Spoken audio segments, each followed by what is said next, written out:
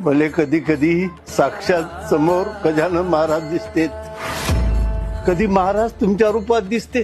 याले भक्ताची निष्ठा म्हणते.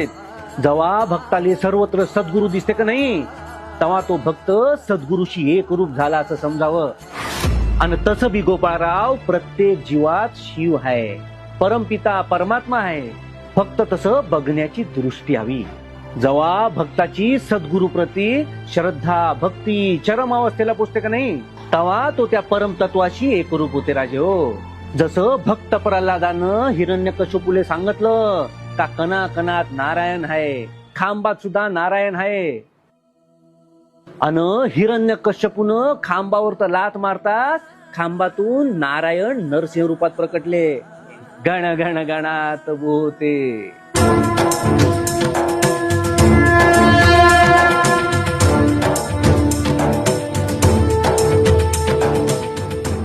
माणसासारखं राहावं, समोरच्या माणसातल्या देवाले ओळखावं.